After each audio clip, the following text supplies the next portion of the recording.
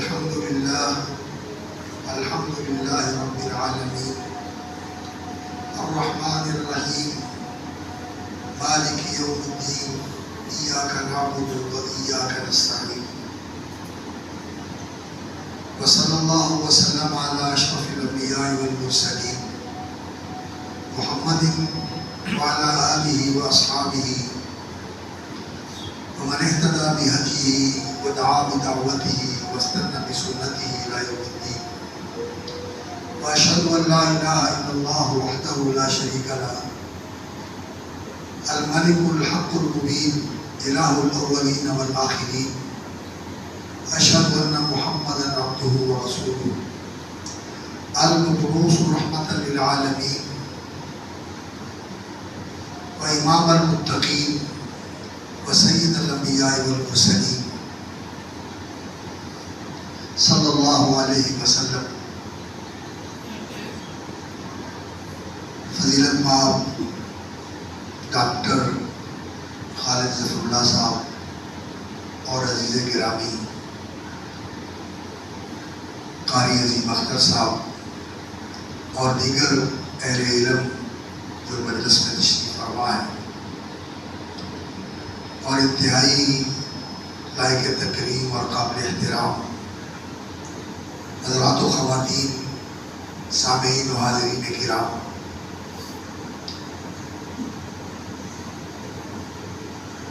یہ بستی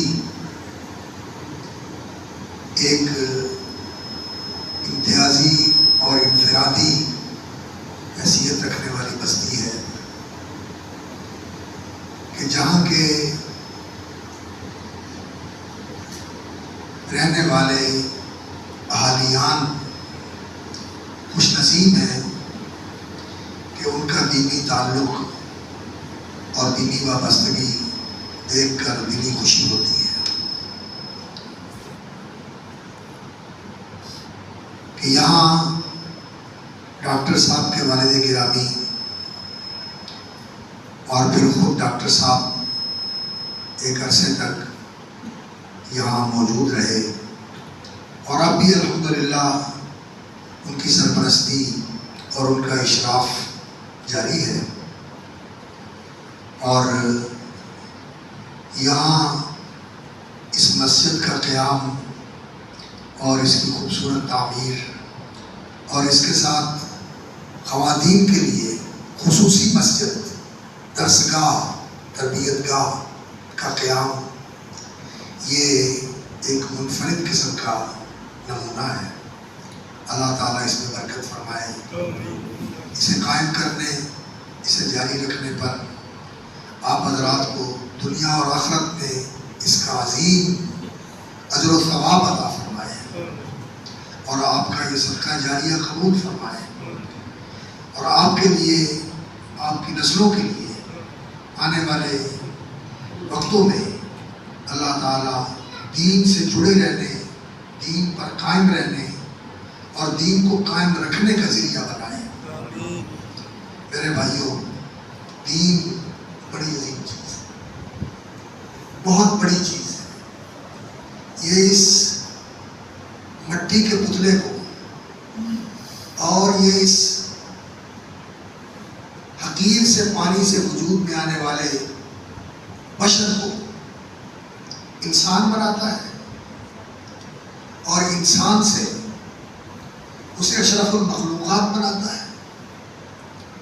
اور اگر انسان صحیح معنوں میں اس دین کو کما حقہ قبول کر لے، علم اور معرفت کے ساتھ، ایمان اور یقین کے ساتھ، اور عمل اور تطبیق کے ساتھ، التزام اور تمسک کے ساتھ، اور حفاظت اور تحفظ کے ساتھ اس دین کو قبول کر لے تو یہ انسان کو ان بلندیوں تک لے جاتا ہے.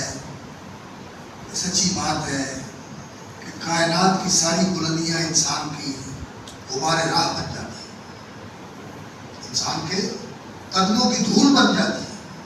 اتنی عظمت اللہ تعالیٰ، جیسا کہ اللہ رب العزت نے فرمایا یرفع اللہ الذین آمنوا منکم والذین اوتوا العلم درجات.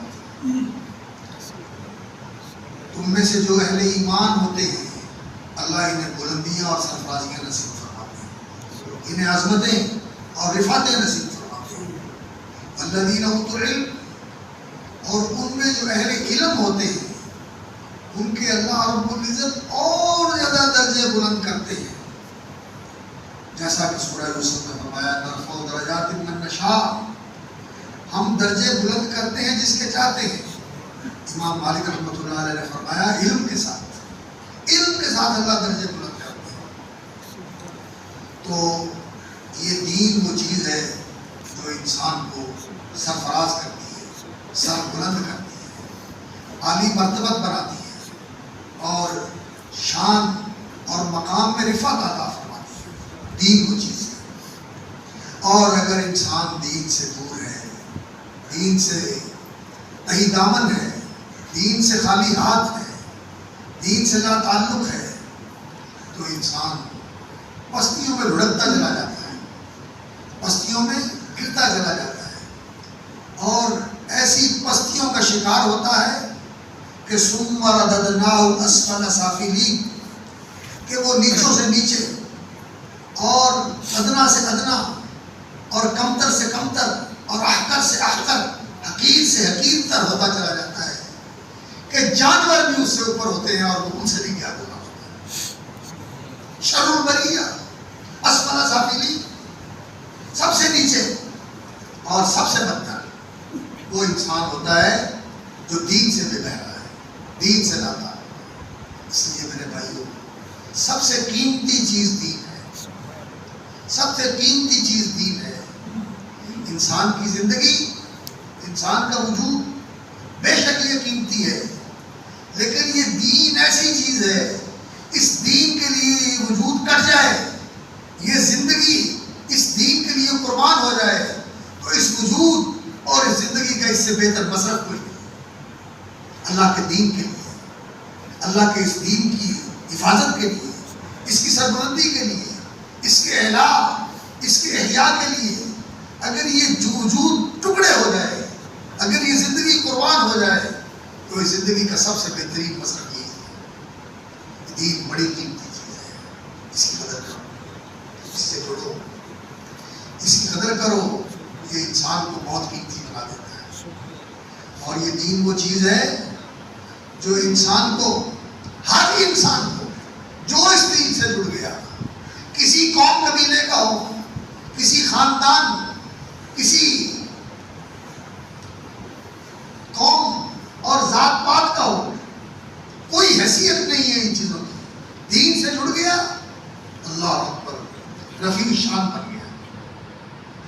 قوموں کو نہیں دیکھا جاتا، ذاتوں کو نہیں دیکھا جاتا، خاندانوں کو نہیں دیکھا جاتا، قبیلوں کو نہیں دیکھا جاتا. جو آ گیا وہ پا گیا، جو جڑ گیا وہ بہت اونچا چل گیا، بہت اونچا نکل گیا، بہت آگے نکل گیا.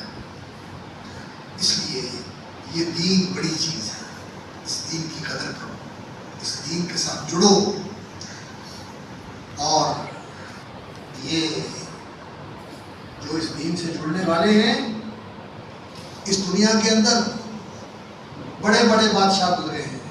ذوالقرنین جیسے ایک دل بادشاہ تھے، سکندر یونانی جیسے مقدونیہ کا جو فاتح تھا اور اس نے آدھی دنیا کو فتح کیا.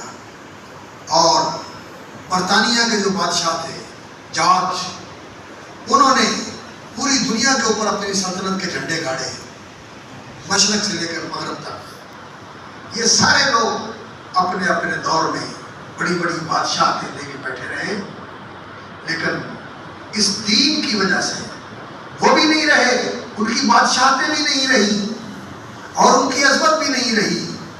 اب نہ معلوم وہ کس حال میں ہوں گے، سوائے ان لوگوں کے جو ذوالقرنین جیسے تھے. اللہ نے بادشاہی بھی دی اور اللہ نے نیکی اور تقوی بھی نصیب فرمایا. اور اللہ رب العزت نے قرآن مجید میں ان کا ذکر خیر فرمایا. اللہ نے قرآن مجید میں ان کا تذکرہ فرما کر انہیں زندہ جاوید بنا دیا.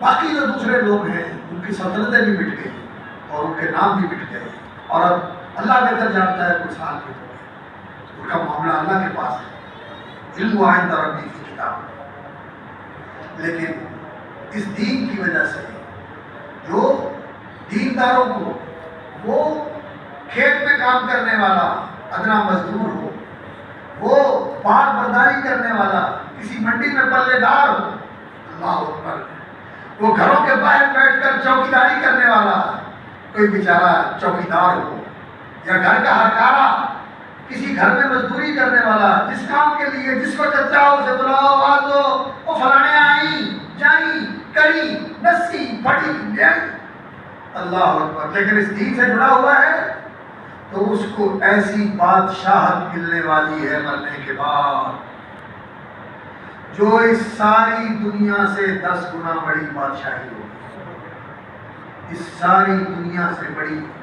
10 گنا بڑی بادشاہی ہوگی۔ دنیا میں کوئی ایسا بادشاہ نہیں ہوگا جس کی اتنی بڑی بادشاہی جو اس ادنا ترین آدمی کو ملے گی، اور جو بڑے بڑے بادشاہ ہوں گے ان کی بادشاہی کی وسعت کا اور اس کی پہنائی کا اور اس کے کر و فر کا اور اس کے جاہ و جلال کا اور اس کی حشمت و شوکت کا تو کیا اندازہ کر سکتا ہے؟ اللہ اکبر، یہاں کوئی پیمانہ نہیں ہے، اور انسان کا تخیل اور انسان کا تصور، اس کی یہ پرواز نہیں ہے کہ وہ وہاں تک پہنچ سکے جو کچھ وہاں تھا۔ اس لیے میرے بھائیوں، اس دین سے جڑو، اس دین سے جڑ جاؤ، تمسک بالدین، استقامت علی الدین، اور اس کے لیے جو ضروری چیز ہے وہ ہے اس دین کا علم اور فہم۔ اس دین کو سیکھو، سمجھ کر، جان کر، پوچھ کر، اچھی طرح محفوظ کر لو، اپنے آپ میں، اپنے رگ و پے میں اتار لو، اپنے دل و جان میں اتار لو، اپنی زندگی کا حصہ بنا لو۔ یہ دین ایسا نہیں ہے کہ اس کے ساتھ سرسری تعلق ہو، یہ دین ایسی چیز ہے کہ انسان کا اس کے ساتھ پورا روحانی، جسمانی، قلبی، ذہنی ایسا تعلق ہونا چاہیے کہ یہ انسان کے اندر اترا ہوا ہو، انسان کے جسم و جان کا حصہ ہو، اور اس کے گوشت پوست اور اس کے رگوں میں دوڑنے والے خون کا حصہ۔ دین ایسا ہونا چاہیے، علم اور معرفت، اور پھر اس پر یقین اور ایمان، اس کو سچ ماننا اور اس پر یقین رکھنا، اور پھر الاذعان والتسلیم، تصدیق کی، سچ مانا، پھر اس کی فرما برداری، پھر اس کی بجا آوری، پھر اس کو قائم کرنا، پھر اس پہ قائم رہنا۔ اللہ اکبر، یہ چیز ہے جو انسان کو انسان بناتی ہے، اور انسان سے اشرف المخلوقات بناتی ہے، اور اشرف المخلوقات میں فرشتوں کے لیے قابل رشک بناتی ہے، اور جنت کا باعث بناتی ہے، اور جنت کی لازوال بادشاہت کا حقدار بناتی ہے۔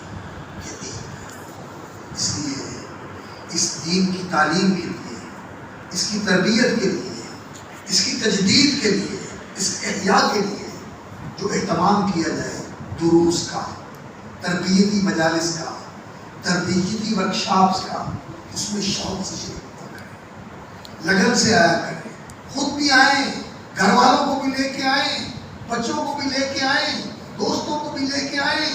اللہ اکبر، کہ اس سے انسان کو زندگی ملتی ہے، اس سے انسان کو روشنی ملتی ہے، اس سے انسان کو صحت ملتی ہے۔ خدا کی قسم، انسان کے اندر اگر دین نہیں ہے تو وہ بیمار ہے، اور یہ بیماری انسان کو موت تک لے جاتی ہے۔ انسان چلتا پھرتا، دیکھتا سنتا، بولتا چاہتا، سب کچھ ہوتا ہے، لیکن دین کے بغیر وہ مردہ ہوتا ہے، بیمار ہوتا ہے، اور یہ بیماری انسان کو موت تک، مردنی تک لے جاتی ہے، مردہ کر دیتی ہے اس کو، اور دین کے ساتھ انسان کو زندگی ملتی ہے۔ اللہ رب العزت نے فرمایا أَوَمَنْ كَانَ مَيْتًا فَأَحْيَيْنَاهُ، کیا بھلا دیکھا آپ نے؟ من کان میتن، جو مردہ تھا، اس دین سے پہلے زندہ لاش تھی. فَأَحْيَيْنَاهُ ہم نے اس دین کے ساتھ اسے زندہ کر دیا. وہ اندھیروں میں بھٹکتا پھرتا تھا, تاریکیوں میں ٹامکٹوئیاں مارتا تھا. اللہ اکبر.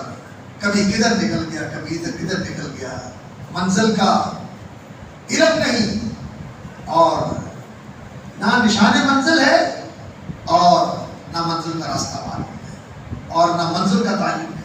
بے مقصد زندگی, بے ہدف زندگی, تاریکی کے اندر زندگی گزار رہا ہے. دین روشنی ہے, یہ اس کے سامنے آتا ہے, اللہ سے متعارف ہو جاتا ہے. اللہ وہ ہستی ساری کائنات کا فرما روا, اس ساری ہستی ساری کائنات کو کنٹرول کرنے والا, براہ راست کنٹرول کرنے والا. اللہ یدبر الامر من السماء الى الارض, آسمان سے لے کر زمین تک ہر چیز کا کنٹرول اللہ کے ہاتھ میں, اس کی تدبیر اس کے ہاتھ میں ہے, وہ تدبیر فرما رہا ہے. اللہ اکبر. بیدہ ملکوت کل شیء, اس کے ہاتھ میں ہر چیز کی باغ ڈور ہے. ساری کائنات کا فرما روا ساری کائنات کا ملک الناس الملک الحق, سچا بادشاہ, مالک الملک, جس کو ملی ہے اسی نے دی ہے, بادشاہ وہ ہے. اللہ مالک الملک, بادشاہی کا مالک وہ ہے. اس بادشاہ کی معرفت, اس کی پہچان اور اس کے ساتھ تعلق کی استواری. ہم میں سے اگر کوئی کوشش کرے کہ وہ شہباز شریف جو وزیر اعظم ہے اس کے ساتھ تعلق بن جائے, صدر عارف علوی کے ساتھ تعلق بن جائے, اور اگر کسی کا بن جاتا ہے, فروش نکل آتی ہے, واسطہ مل جاتا ہے, بڑی بات ہے. میری اپروچ ہے وزیر اعظم تک, میری اپروچ ہے وزیر اعلیٰ تک, میری اپروچ ہے گورنر تک, میری اپروچ ہے صدر تک, میری اپروچ ہے چیف آف آرمی اسٹاف تک, بڑی بات ہے. لیکن میرے بھائیوں, ان کے ساتھ تعلق انسان کا کوئی کام نہیں آتا. مشکل آن پڑے, اگر معاملات بگڑ جائیں تو یہ کچھ نہیں کر سکتے, بے بس ہیں, چاہتے ہوئے کچھ نہیں کر سکتے.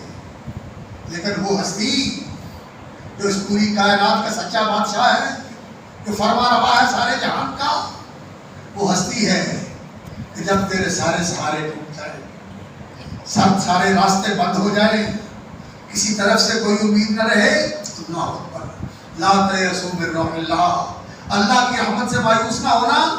یجیب المضطر اذا دعاہ, بے بس اور لاچار کی سنتا ہے جب وہ دل کی گہرائی سے بے بس اور لاچار ہو کر اسے پکارتا ہے, تو کہتا ہے ہاں میرے بندے میں حاضر ہوں, میں حاضر ہوں, اور وہ راستے نکال دیتا ہے, وہ راستے نکال دیتا ہے. وہ آپ نے واقعہ سنا ہوگا جو غار کے اندر پھنس گئے تھے, پناہ لی بارش کے اندر, غار میں جا کر کہ بارش سے بچ جائے. اللہ کا کرنا, لینڈ سلائڈنگ ہوئی, پتھر سرکا, بھاری بھرکم چٹان غار کے دروازے کے اوپر آ کے بیٹھ گئی. اللہ اکبر. ریسکیو کا کوئی راستہ نہیں, کوئی موبائل نہیں, کوئی اپروچ نہیں, کہاں جائے. یہی موت کا انتظار کرتے کرتے ختم ہو جائیں گے. انہوں نے کہا نہیں, ایک راستہ بحال ہے, ایک لائن, اللہ اکبر, وہ آن لائن ہے, وہ ہر وقت دروازہ کھلا ہوا اس کا, رات دن کی کوئی تمیز نہیں, ہر وقت دروازہ کھلا ہوا اس کا. ان ربی لسمیع الدعاء, تو دعا کرنے والے کی دعا سنتا ہے, اور اجیب دعوت الداعی اذا دعان, جب دعا کرنے والا مجھے پکارتا ہے تو میں اس کی دعا پہ اللہ اکبر اس کی دعا کو قبول کر کے اس کی دستگیری کرتا ہوں, اس کی کارسازی کرتا ہوں. اللہ, انہوں نے کہا نیک عمل یاد کرو جو اپنا کیا ہوا ہے, اور اللہ سے دعا کرو, اللہ کے سوا کے راستے کرنے والا نہیں. مشکل کشا وہ ہے, دستگیر وہ ہے, کارساز وہ ہے, اور اس نے دستگیری فرمائی, کارسازی فرمائی.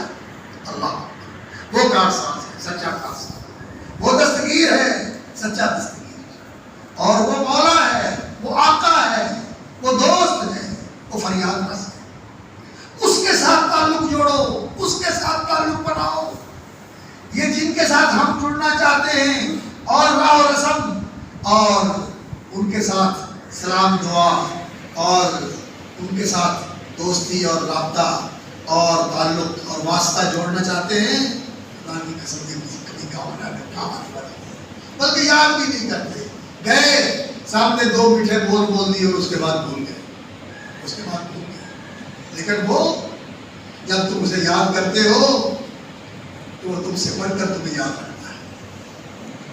اس اللہ کے ساتھ معرفت پیدا کرو، اس کے ساتھ تعلق قائم کرو، بندگی کا تعلق، عبودیت کا تعلق، محبت کا تعلق، وفا کا تعلق، شکر گزاری کا تعلق. اور پھر دیکھو وہ کیسے نوازتا ہے، کیسے مہربانیاں فرماتا ہے، کیسے بندہ پروریاں کرتا ہے اور بندہ نوازیاں فرماتا ہے. سبحانہ و تعالی. اور رہبری کے لیے، زندگی کے اندر نمونے کے لیے، اسوہ کے لیے، جس کو اپنایا جائے، جس کی زندگی کو اپنی زندگی کے اندر لانے کی کوشش کی جائے، جس کے مطابق اپنی زندگی کو ڈالنے اور چلانے کی کوشش کی جائے، وہ ایک ہستی ہے. وہ سب سے افضل انسان، سید ولد آدم، سید الخلق، مخلوق کے سردار اور سید البشر، سارے انسانوں کے سردار، نبیوں کے امام، سید الاولین والآخرین، محمد رسول اللہ صلی اللہ علیہ وسلم کی ذات گرامی. ان کی سیرت، ان کا اسوہ، ان کی سنت، اس کو دیکھیں، اس کو اپنانے کی کوشش کریں. جتنا آپ نے نبی صلی اللہ علیہ وسلم کی زندگی کو اپنا لیا، اتنے آپ کے بھی قریب ہو گئے اور آپ کا مقام بھی بلند ہو گیا. اللہ کی معرفت، اللہ کے رسول کی معرفت، اور اللہ کی معرفت، اللہ کے رسول صلی اللہ علیہ وسلم کی معرفت، اس کے ساتھ پھر وہ دین جس کے اوپر عمل کر کے آپ اللہ کے قریب ہو سکتے ہیں، اللہ کے نزدیک ہو سکتے ہیں، اللہ کی طرف بلندیوں میں اونچے جا سکتے ہیں. اور رسول اکرم صلی اللہ علیہ وسلم کی سنت کا اتباع کر کے آپ نبی صلی اللہ علیہ وسلم کے ساتھ اپنی وابستگی اور اپنی نسبت کو مضبوط اور اس کو توانا کر سکتے ہیں، اس کو مستحکم بنا سکتے ہیں، اس کو ایسا بنا سکتے ہیں کہ یہ رشتہ پھر آپ کو ایسا جوڑے گا رسول اکرم صلی اللہ علیہ وسلم کے ساتھ کہ کل میدان محشر میں رسول اکرم صلی اللہ علیہ وسلم کے دست رحمت سے آپ کو جام کوثر بھی ملے گا. اور نبی صلی اللہ علیہ وسلم جب سارے نفسا نفسی کہہ رہے ہوں گے، نفسی نفسی نفسی نفسی، آج مجھے ارادہ نہیں ہے کہ میں اللہ کی بارگاہ میں لب کشائی کر سکوں، آج میں پیچھے ہٹتا ہوں. مجھے خوف آتا ہے کہ میں اللہ کی بارگاہ میں کیسے پیش ہوں، مجھے اپنی کوئی کوتاہی یاد آ رہی ہے، مجھے اپنا قصور یاد آ رہا ہے. سارے پیچھے ہٹ جائیں گے. اللہ کے رسول فرمائیں گے آنا رہا میں ہوں اللہ کی بارگاہ میں جا کے ساری انسانیت کی سفارش کرنے والا. ساری انسانیت کی سفارش کے لیے سجدہ ریز ہو جائیں گے، 7 دن اور 7 رات لمبا سجدہ کریں گے اور اللہ کی وہ تعریفات کریں گے. نبی صلی اللہ علیہ وسلم نے اس زندگی کے اندر بھی اللہ کی تعریف سب سے بڑھ کر فرمائی کہ آپ کا نام محمد تھا. سب سے بڑھ کر اللہ کی تعریف کرنے والے.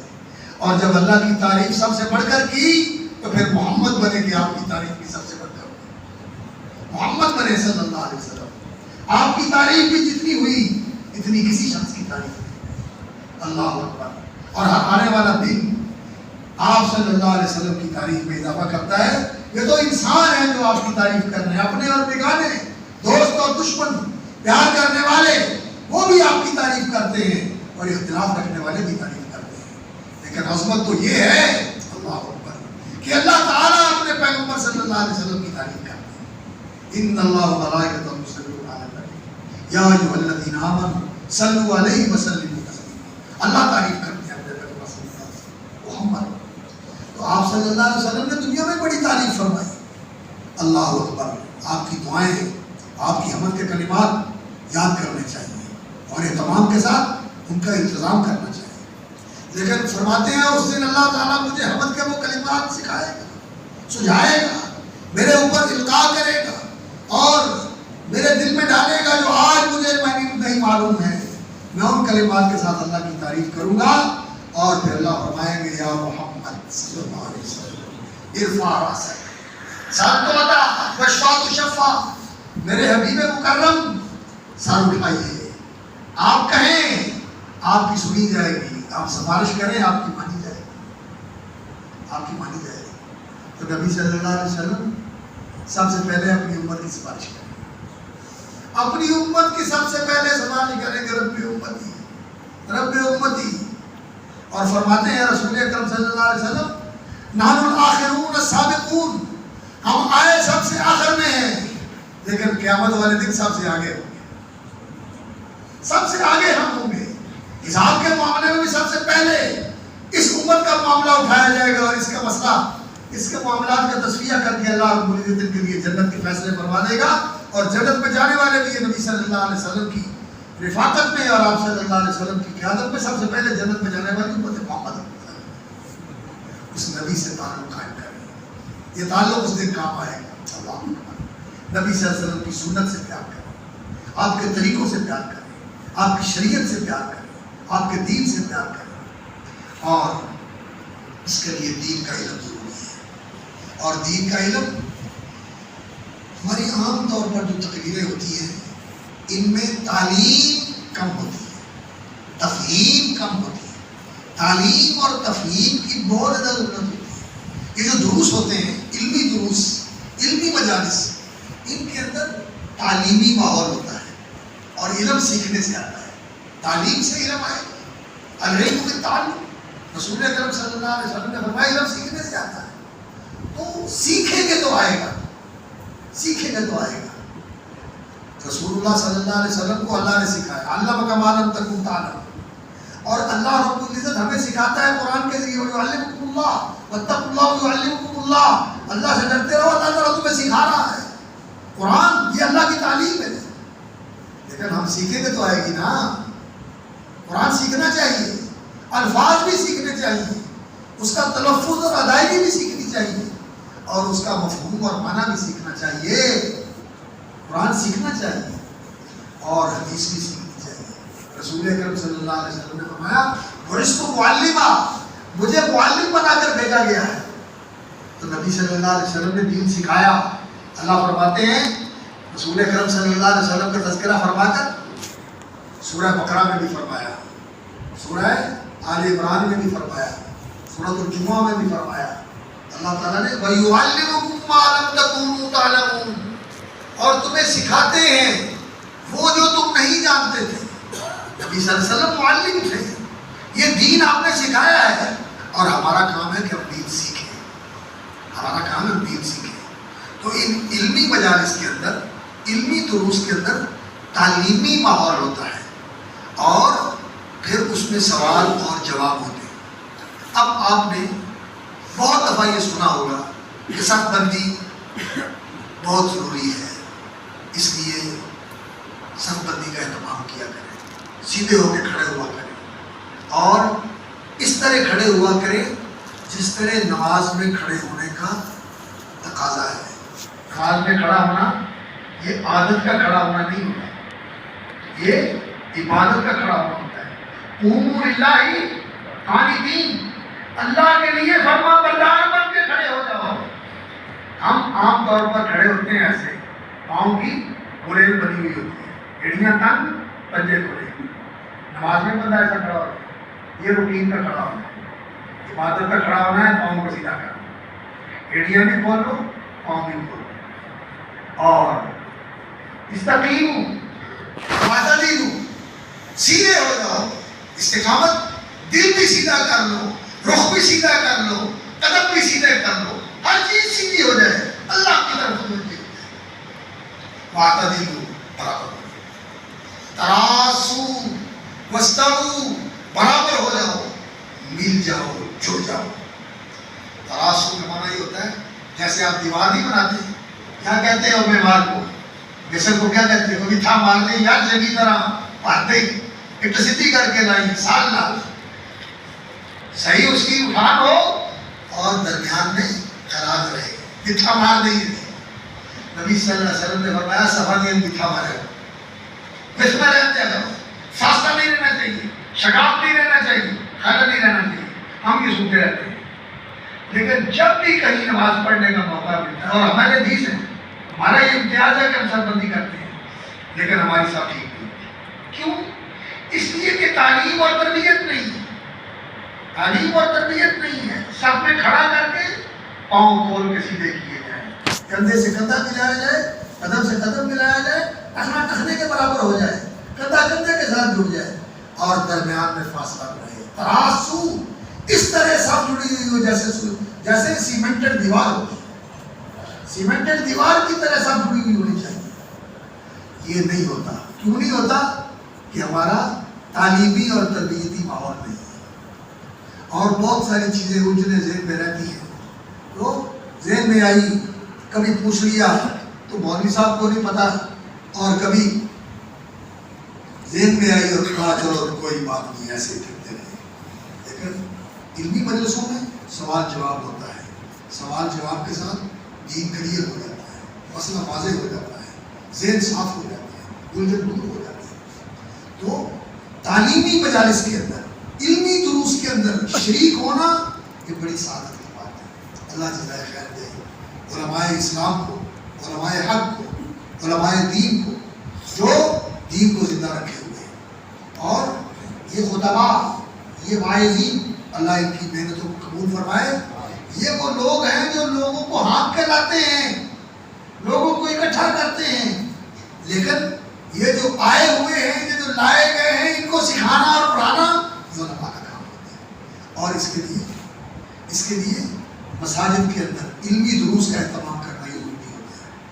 ہمارا پہلے تو دور ایسا تھا کہ ہماری مجلسوں میں, ہماری مسجدوں میں درس حدیث اور درس قرآن لازم ہوتا تھا, اور لوگ کہا کرتے تھے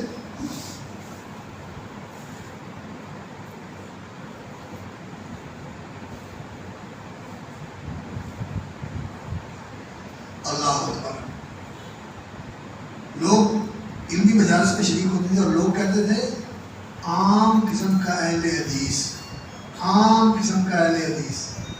جو عوامی سطح کا آدمی ہے اس کے ساتھ ہمارا مولوی بھی بات نہیں کر سکتا, اور مولوی بھی چپ کرا دیتا ہے.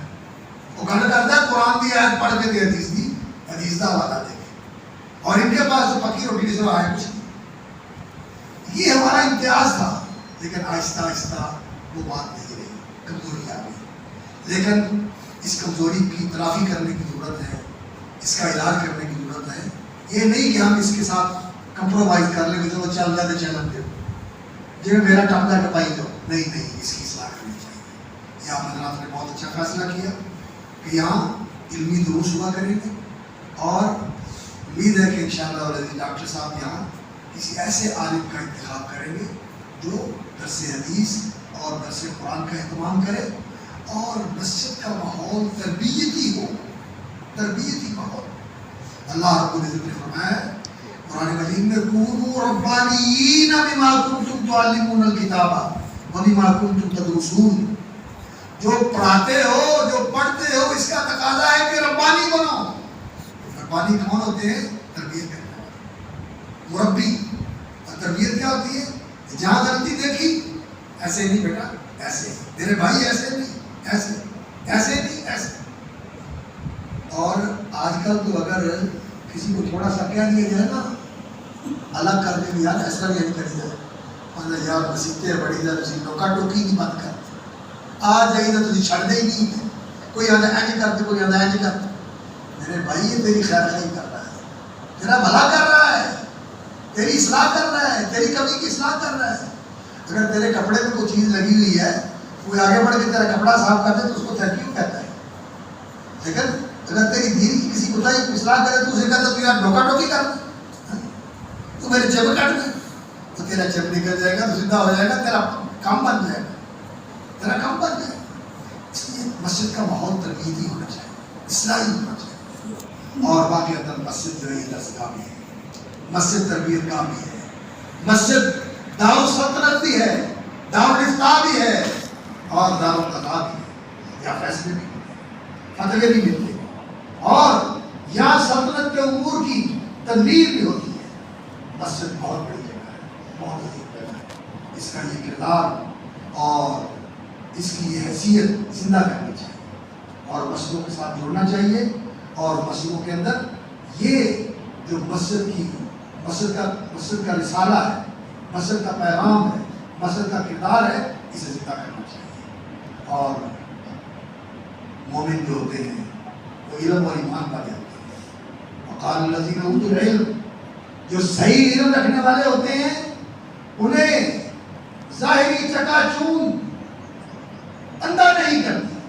اللہ نے سورۃ القصص میں قارون کا واقعہ بیان فرمایا ہے کہ جب وہ اپنے دولت اور ثروت کے کر و فر کے ساتھ اور شان و شوکت کے ساتھ نکلا، اللہ اکبر، تو جو صرف ظاہر بین تھے، صرف ظاہر تک جن کی نگاہ جاتی تھی، وہ دیکھ کے کہنے لگے یا لیت لنا مثل ما اوتی قارون، کتنا بلند ستارہ ہے اس کے نصیب کا، اور کتنا خوش قسمت ہے یا لیت لنا مثل ما اوتی قارون، کاش ہمیں بھی وہ کچھ ملا ہوتا جو اسے ملا ہوتا ہے۔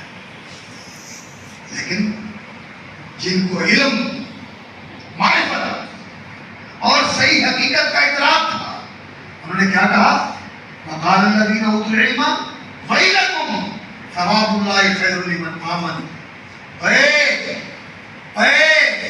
او بیچارو، کم نصیبو، ویلکم ثواب اللہ خیر لمن آمن، اللہ کا بدلہ جو اللہ نے رکھا ہوا ہے انسان کے لیے دین کے اجر و ثواب کی صورت میں، خیر لمن آمن وعمل صالحا، یہ ایمان اور نیک عمل کرنے والوں کے لیے کئی بہتر ہے کہ اس کے مقابلے میں کوئی حیثیت نہیں ہے۔ یہ تو اس پوری کائنات کے مقابلے میں ذرے کی کوئی حیثیت ہو سکتی ہے، جو اللہ کی طرف سے ملنے والا اس کے مقابلے میں اس کی ذرہ برابر کی حیثیت نہیں ہے۔ خیر لمن آمن وعمل صالحا ولا یلقاها الا الصابرون۔ اور پھر کیا ہوا؟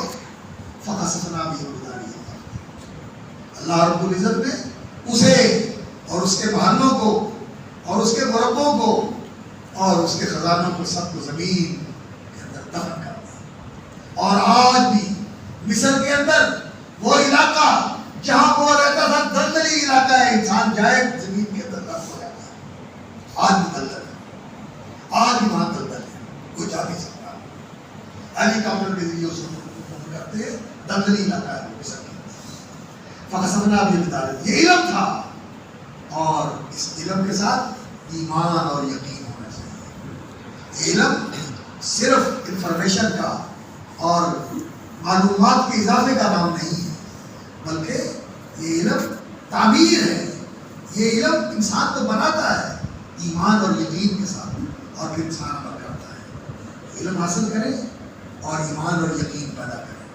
اور اس کے مطابق عمل کرنے کی کوشش کریں، اس سے انسان صحیح معنوں میں انسان بنتا ہے اور وہ اللہ کا معبود انسان بن جاتا ہے، اور وہ رسول اکرم صلی اللہ علیہ وسلم کا سچا امتی بن جاتا ہے، جو اللہ کا بندہ بن گیا اور محمد رسول اللہ صلی اللہ علیہ وسلم کا سچا امتی بن گیا۔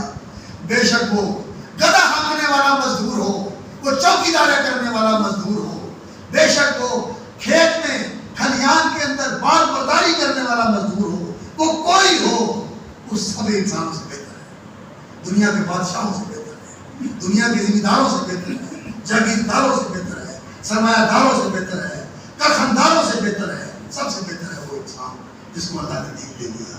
اس لیے دین کی طرف آئے، دین کو سمجھیں، دین سے جڑیں، اس پر اللہ پر ترکیز کریں، فوکس کریں، دین کو سیکھنے سمجھنے کے لیے آپ بھی آئیں، گھر والوں کو بھی لے آئیں، بچوں کو بھی لے کے آئیں، بیٹیوں کو بھی لے کے آئیں، رشتہ داروں کو بھی لے کے آئیں، اس کا اہتمام کریں۔ اللہ رب العزت اس کے لیے آپ کو قبول فرمائے، سینہ کھول دے، شوق پیدا کر دے، توفیق عطا فرمائے، راستے آسان فرما دے، اور ایسے اسباب اللہ تعالیٰ مہیا فرمائے کہ ہمارے دین کے اندر بہتری آتی رہے، ہمارے دین کی تجدید ہوتی رہے، اس کا احیاء ہوتا رہے، اور یہ چیزیں ایسی ہوتی ہیں کہ ان کو پانی دینے کی ضرورت ہوتی ہے۔ درخت کی آپ لگاتے ہیں نا، پھر دیکھ بھال کرنے کی ضرورت ہوتی ہے، اس کی حفاظت کرنے کی ضرورت ہوتی ہے، گرمی سے، سردی سے، پانی کے ساتھ ادھر ادھر کی بیماریوں سے اس کو محفوظ رکھنے کی ضرورت ہوتی ہے۔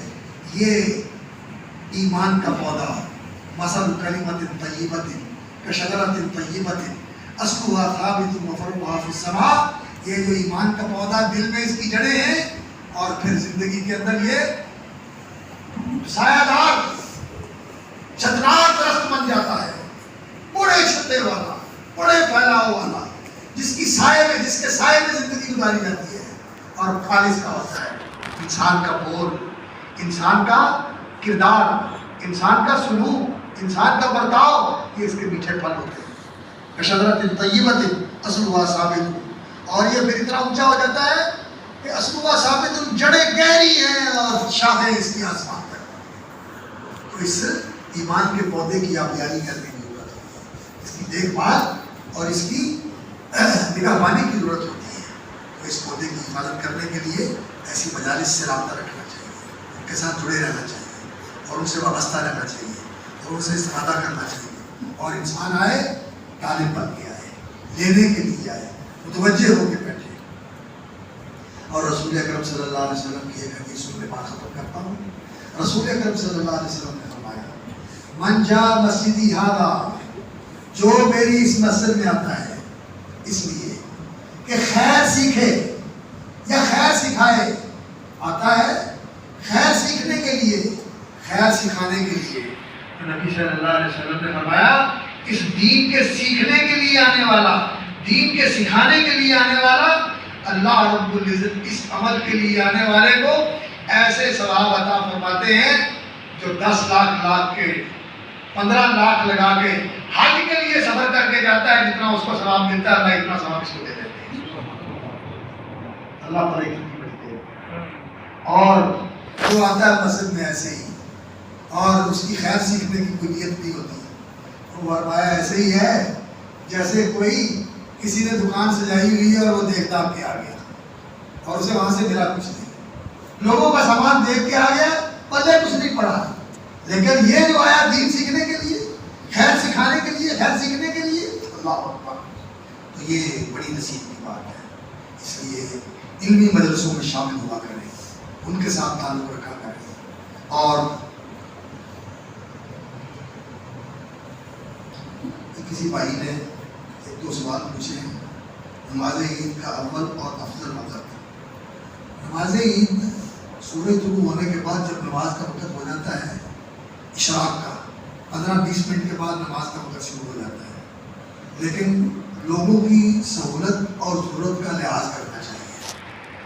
ہمارے یہاں تو معمول یہ ہے کہ لوگ صبح کی نماز کے بعد تیار ہو کے آتے ہیں، اس لیے لوگوں کی سہولت کے لیے اگر تھوڑا وقت دے دیا جائے انہیں کہ لوگ تیار ہو کے آ جائیں، بچے اور خواتین بھی شامل ہو جائیں، تو اس میں کوئی حرج نہیں، اس کا وقت زوال تک رہتا ہے، زوال تک ادا کر لی جائے تو ٹھیک ہے، اور 1 گھنٹہ پون گھنٹے تک اس کا اول وقت ہی ہوتا ہے، اس میں ادا کر لی جائے کوئی حرج والی بات نہیں ہے۔ مسجد نبوی میں اور مسجد حرام میں لوگ فجر کے وقت تیار ہو کے آتے ہیں، اور فجر کی نماز پڑھ کے مسجد میں بیٹھے رہتے ہیں اور نماز پڑھ کے جاتے ہیں، وہاں کا ماحول اس طرح کا ہے۔ لیکن ہمارے یہاں جو ماحول ہے تو جیسی لوگوں کی سہولت اور ضرورت ہو اس کے مطابق کام کر لینا چاہیے۔ نماز ظہر کا افضل وقت یہ بھی علماء نے لکھا ہے، اذان دینی چاہیے وقت کے شروع ہونے کے 10-15 منٹ بعد، تاکہ اچھی طرح وقت داخل ہو جائے، اور پھر 20-25 منٹ بعد جو ہے نا نماز پڑھ لینی چاہیے، یہ اول وقت ہے۔ اور اول وقت جو ہے وہ تقریباً پون گھنٹے تک، 1 گھنٹے پون گھنٹے تک اول وقت ہی رہتا ہے نماز کا، تو یہ نماز کا وقت ہوتا ہے۔ اور نماز کے بعد اجتماعی دعا، یہ مسئلہ بہت بار سنایا گیا ہے اور بتایا گیا ہے، یہ بات سمجھنے والی ہے کہ اجتماعی عمل جو ہے وہ نماز باجماعت ہوتی ہے، جس کے لیے ہم گھر سے آتے ہیں، اور دعا کا بہترین موقع جو ہے وہ نماز کے اندر تشہد کے اندر ہوتا ہے، سلام سے پہلے تشہد کے بعد یہ دعا کا بہترین موقع ہوتا ہے۔ اور اس موقع پر جو رسول اکرم صلی اللہ علیہ وسلم نے دعائیں مانگی ہیں اور دعائیں سکھائی ہیں، وہ دعائیں یاد کرنی چاہیے۔ ایک دعا تو ایسی ہے جس کا نبی صلی اللہ علیہ وسلم نے حکم فرمایا کہ یہ دعا لازمی کرو، 4 چیزوں سے اللہ کی پناہ مانگو، عذاب جہنم سے اللہ کی پناہ مانگو، عذاب قبر سے اللہ کی پناہ مانگو، اور مسیح الدجال کے فتنے سے اللہ کی پناہ مانگو، اور زندگی اور موت کے فتنے سے اللہ کی پناہ مانگو۔ یعنی زندگی کے وقت بھی انسان کے اندر فطروں سے محفوظ رہے، اور موت کے وقت بھی انسان کو اللہ محفوظ رکھے اور ایمان کی سلامتی کے ساتھ عافیت کے ساتھ اللہ تعالیٰ وہ سلامتی و حفاظت اس دنیا سے لے جائے، دین سلامت رہے۔ اور ایک روایت میں الماثم والمغرب کہ انسان کسی گناہ میں مبتلا ہو جائے یا انسان کسی ایسے نقصان اور کسی ایسے خسارے اور کسی ایسی چٹی اور تاوان کے اندر پڑ جائے کہ پھر انسان کا سارا کچھ ڈوب جائے، اس سے بھی اللہ کی پناہ۔ یہ دعا یاد کرنے والی ہے، اللہم انی اعوذ بک من عذاب جہنم واعوذ بک من عذاب القبر واعوذ بک من فتنۃ المسیح الدجال، اور ایک روایت میں واعوذ بک من شر فتنۃ المسیح الدجال واعوذ بک من فتنۃ المحیا والممات واعوذ بک من الماثم والمغرب۔ یہ دعا تو سب کو یاد کرنی چاہیے اور پڑھنی چاہیے۔ اور ابو بکر صدیق رضی اللہ تعالیٰ عنہ نے پوچھا، یا رسول اللہ مجھے دعا سکھائیں میں جو نماز میں مانگا کروں۔ فرمایا یہ مانگا کرو، اللہم انی ظلمت نفسی ظلما کثیرا ولا یغفر الذنوب الا انت فاغفر لی مغفرۃ من عندک وارحمنی انک انت الغفور الرحیم۔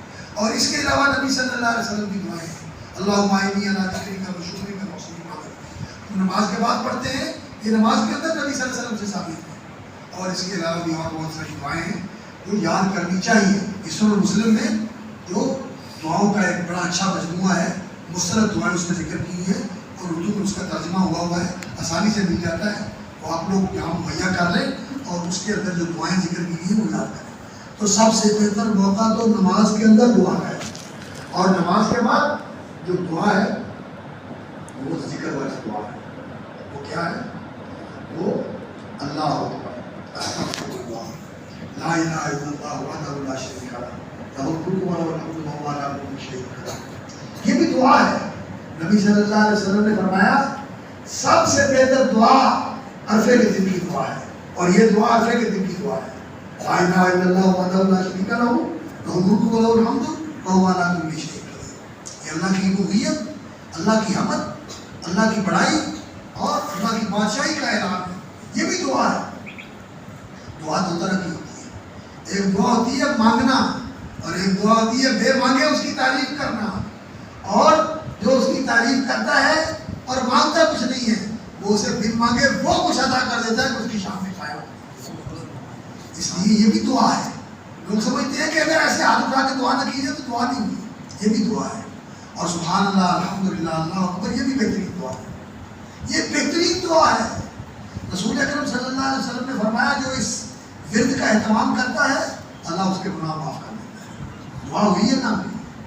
نبی صلی اللہ علیہ وسلم نے فرمایا جو یہ ورد پڑھتا ہے، اس کا انتظام کرتا ہے، زندگی میں اس کو ناکامی نہیں ہوگی، ہر چیز میں کامیاب ہوگا، کامران ہوگا، زندگی میں کامیابی ملے گی اس کو۔ تو یہ بڑی کامل دعا ہے۔ لیکن اس کے بعد بھی اگر آپ کا دعا کرنے کو اجازت ہو، ہمارے دعا کرنے منع نہیں ہے، لیکن اجتماعی دعا کا موقع نہیں ہوتا۔ لیکن اگر وہ کہہ دیں کہ میرے لیے دعا کر دیں، بیمار کے لیے دعا کر دیں، تو کر دینی چاہیے۔ اور اگر انسان کا جی چاہتا ہے کہ مانگے انسان دعا، تو حضرت ابن قیم رحمۃ اللہ علیہ نے فرمایا کہ یہ اذکار کرنے کے بعد انسان دعا کر سکتا ہے، کرنا چاہتا ہے تو کر سکتا ہے، ممانعت کوئی نہیں۔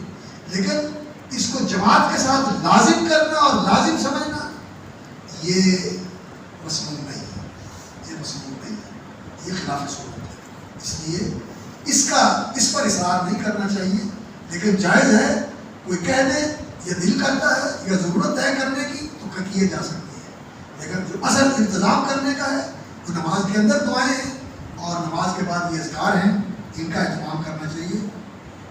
اور یہ جو جی پی ایف فنڈ کی وصولی جو ہے، یہ جو انسان کی تنخواہ سے کٹوتی ہوتی ہے اور اس کے اندر حکومت بھی اپنی طرف سے کچھ شامل کرتی ہے، تو بعض علماء تو کہتے ہیں یہ سارا حکومت کی طرف سے ہوتا ہے، اس کو انسان اپنا حق الخدمت سمجھ کر وصول کر کے استعمال کر سکتا ہے۔ لیکن کچھ حضرات کا یہ خیال ہے، وہ کہتے ہیں کہ اس پر جو سود لگاتے ہیں وہ سود انسان کو نہیں لینا چاہیے، تو پھر وہ کیا کرے، وہ چھوڑ دے، تو اس کا حساب کر کے اتنی میری تنخواہ کی کٹوتی ہے اور اتنا اس میں حکومت نے شامل کیا ہے اور اتنا اس پر انٹرسٹ جو ہے وہ شامل ہوا ہے۔ اگر بینک کے اندر شاید اس کی تفصیلات ملیں تو معلوم کر کے وہ انٹرسٹ آدمی وصول کر کے کھائے گا، اپنے استعمال میں نہ لائے، بلکہ کیا کرے، فقراء اور مساکین یا رفائی کاموں میں کسی اسپتال پر لگا دے، کسی رفاع عامہ کے کام میں لگا دے، اپنے استعمال میں نہ لے کے آئے۔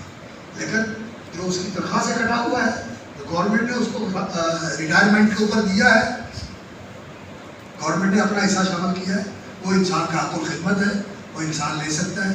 بعض علماء نے تو بالکل فرق نہیں کیا، وہ کہتے ہیں سارا ہی لے سکتا ہے. لیکن کچھ علماء احتیاط والا راستہ اختیار کرتے ہیں اور وہ کہتے ہیں کہ انٹرسٹ نکال کے باقی انسان لے سکتا ہے. باقی اللہ رب العزت ہمیں دین کا صحیح فہم بھی نصیب فرمائے اور عمل کی بھی توفیق عطا فرمائے، اور آپ کا یہاں جو جذبہ ہے اور جو شوق اور ولولہ ہے اللہ اسے قائم رکھے اور اس میں برکت کرے، اور اس کی مساعدت سے آپ کے دینی ذوق شوق اور علم و فہم اور عمل و تطبیق کے اندر اللہ اور زیادہ برکت اور ترقی عطا فرمائے. سبحان ربک رب العزت عما یصفون وسلام علی المرسلین والحمد للہ.